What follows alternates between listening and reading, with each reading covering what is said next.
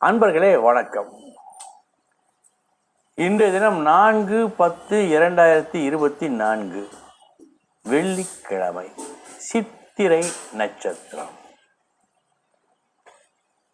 மயிரிழையில் உயிர் தப்பினான் என்று நாம் ஒரு சில வித்தியாசமான செயல்களை வியப்புடன் பார்த்து சொல்கிறோம்.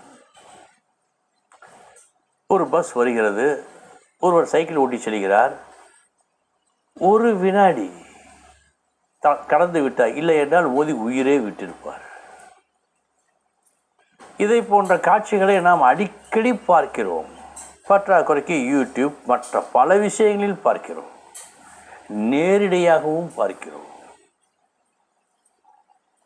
இது போன்ற சம்பவங்கள் நடப்பதற்கு விதிதான் காரணம். விதிதான் காரணமா? ஆம் என்று சொல்லுகிறது சாஸ்திரம். அதற்கும் ஒரு விதியை சொல்லுகிறது, அதுதான் முக்கியம்.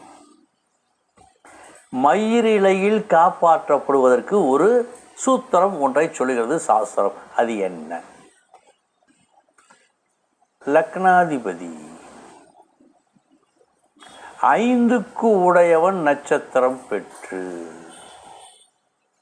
6க்கு உடையவனை பார்த்தால் விபத்துகளில் இருந்து தப்பிப்பான். சாஸ்திரம் சொல்லுகிறது.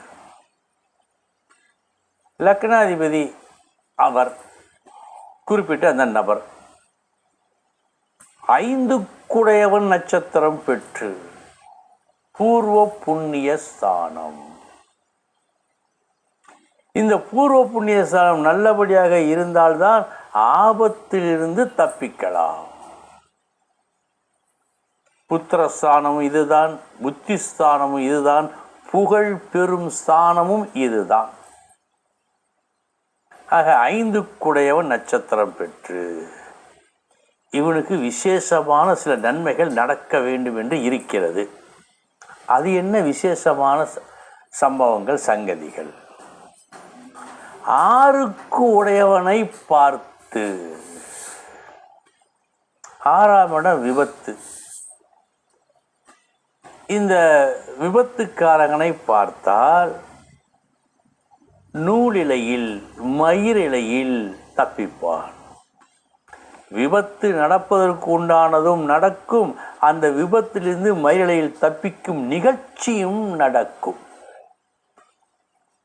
ஒரு சில நூல்கள் 6க்கு உடையவன் என்று சொல்லாமல் 6ஆம் வீட்டை பார்த்தால் என்று சொல்வதும் உண்டு.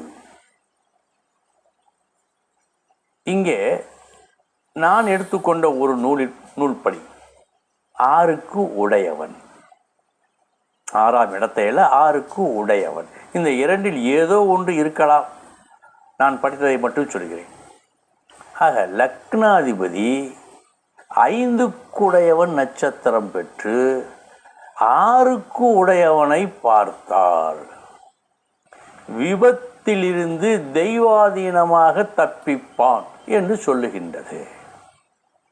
ஆக இந்த 6ஆம் இடம் விபத்து, 5ஆம் இடம் ஒரு விசேஷமான ஒரு நல்ல சம்பவம் நடக்கும்.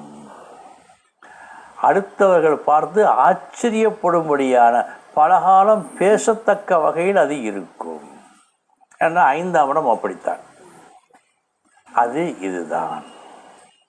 ஆக விபத்திலிருந்து தெய்வாதீனமாக மயிரிழையில் தப்பிப்பான் இவன் என்று சொல்லுகிறது. இதற்கும் ஒரு சூத்திரம் இருக்கிறதே, அதற்கு மிக நன்றி. இனி 12 ராசிகளுக்கு உண்டான பலன்களை பார்ப்போம்.